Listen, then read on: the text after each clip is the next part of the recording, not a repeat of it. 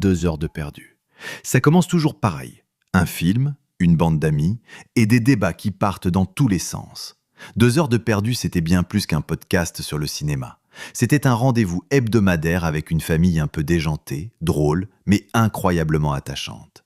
Au départ, l'idée tenait en une phrase. Revoir des films cultes, parfois mauvais, parfois géniaux, et en parler comme entre potes, autour d'un verre, sans filtre, avec une mauvaise foi assumée. Mais très vite, ça a dépassé le simple commentaire ciné. Ce qu'on attendait chaque semaine, c'était autant les films que l'alchimie explosive entre les voix derrière le micro. Il y avait Sarah, la passionnée, prête à dégainer des arguments enflammés pour défendre ses coups de cœur.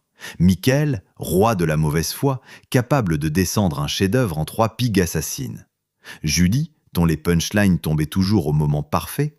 Et puis des autres voix, invitées ou régulières, qui venaient rajouter du piment à ce joyeux chaos sonore.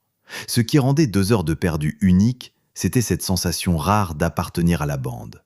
Quand tu écoutais, tu riais avec eux. Tu t'agaçais de leurs jugements absurdes. Tu prenais parti dans leurs engueulades improbables.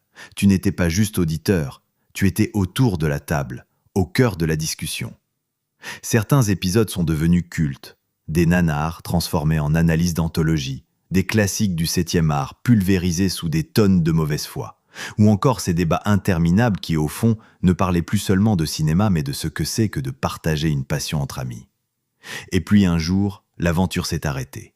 Mais comme toutes les grandes histoires, elle laisse des traces. Des heures et des heures de fou rire, de débats épiques et de complicité, qui continuent de circuler dans les oreilles de ceux qui les ont aimés.